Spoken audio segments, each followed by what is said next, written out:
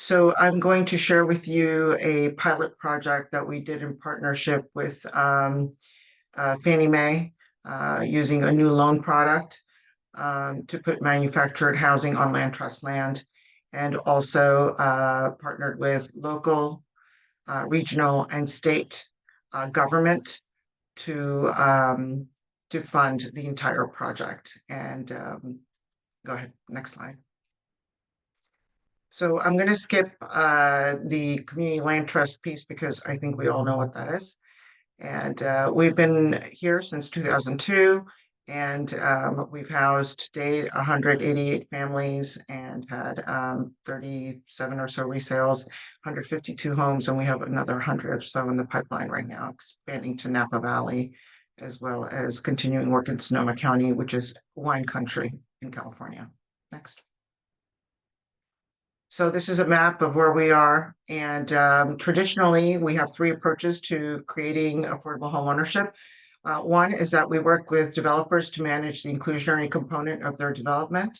So whenever there's market rate build, 15 to 20% of that product housing is set aside, and we put that into the land trust in partnership with the local city, keeping it affordable in perpetuity and delivering stewardship. And we also acquire existing homes and put them into the land trust, whether it's in the city's old housing stock or just out on the market, just by town.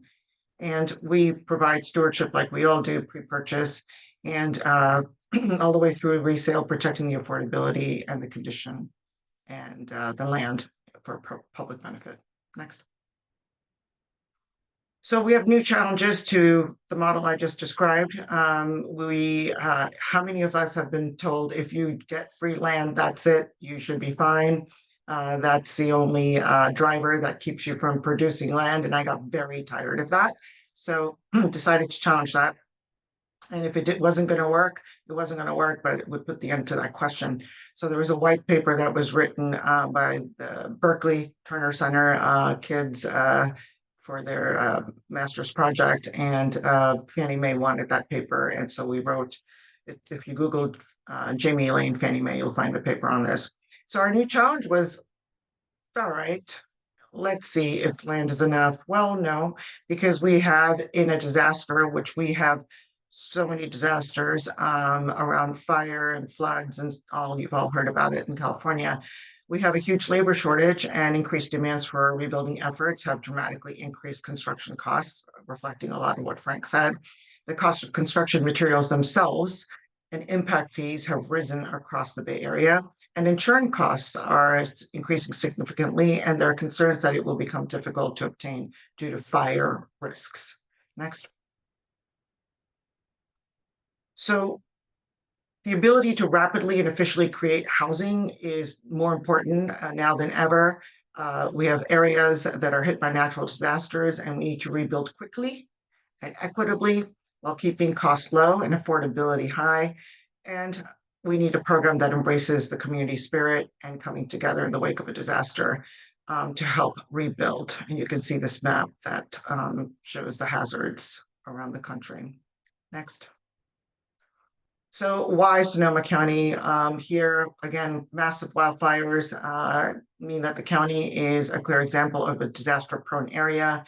We've had a rise in cost, and Caitlin and I work together because of COVID.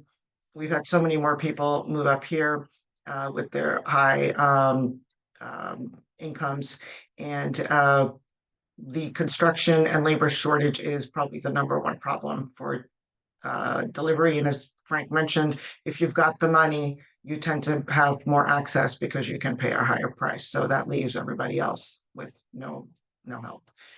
In 2017, we had a shortage of 8,000 plus homes to meet the workforce demand. We mainly house people who are between 80 to 100% of area median income.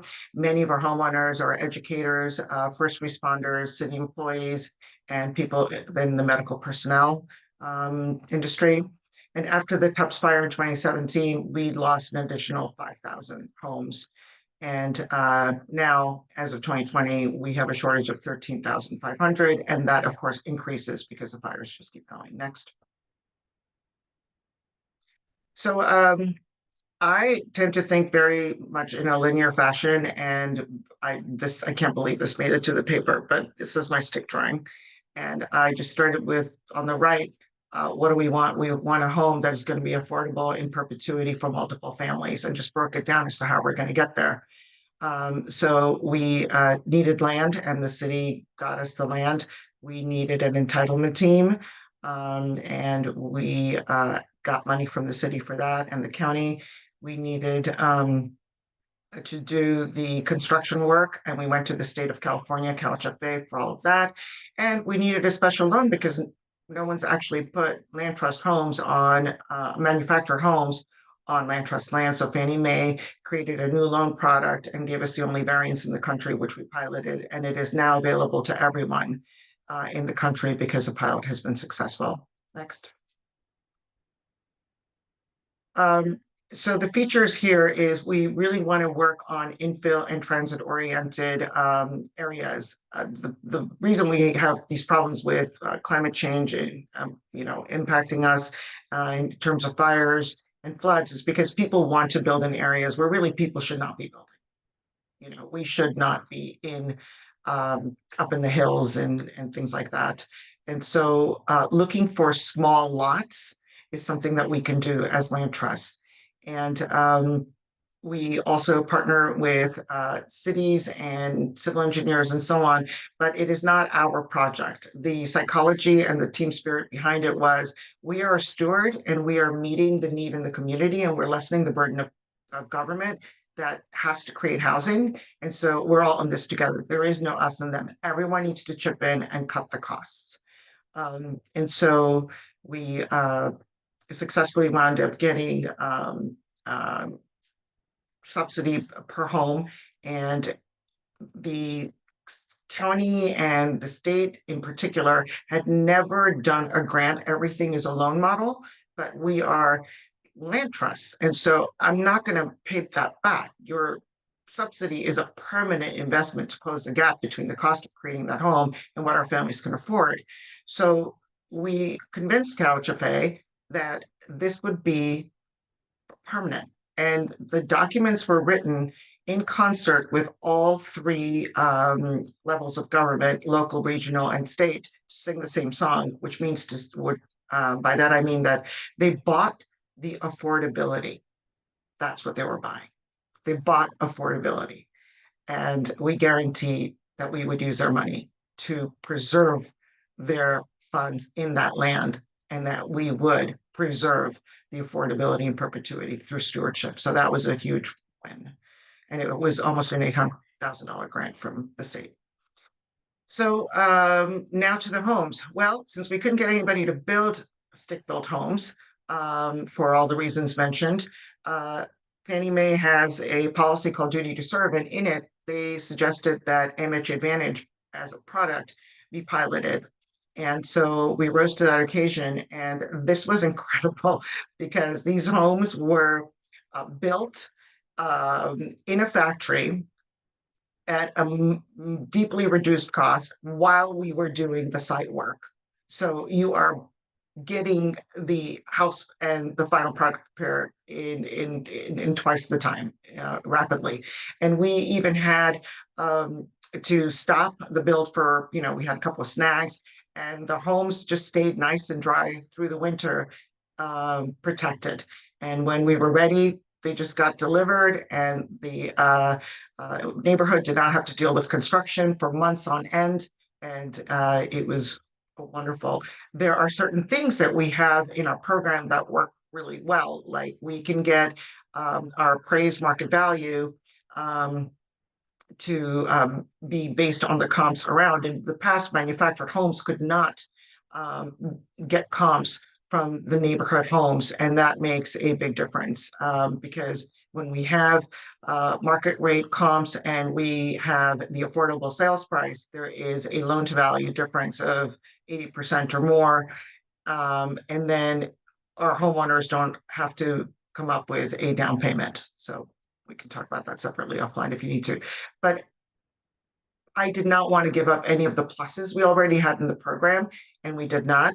And MH Advantage is a product because of the peaked roofs and other features that allows the appraiser to use stick-built homes as comps for this manufactured product. Next. Um, the point of this prototype was for it to be replicated. So the head of disaster resilience and recovery for Fannie Mae, Tim Carpenter, was very much a supporter of this. And he works, all over the country and wants to be able to go to land trusts or other organizations that can adopt this type of model and know that they will be provided with a roadmap. They don't have to reinvent the wheel. And so we have PowerPoints and toolkits and all kinds of things available around this. Next. So here are some photos of, there's always a party when we completed construction in 2022. It's not 2025. We've already had a resale, and we are next taking this up to scale in Napa. And that was 5 houses. I did 5 houses on purpose because I figured if things tanked, I could, right that ship. And so now we have the confidence, and we're going to go ahead and do this in Napa with 19 homes on 100% grant purchased land from the city of Napa. Next. Thank you.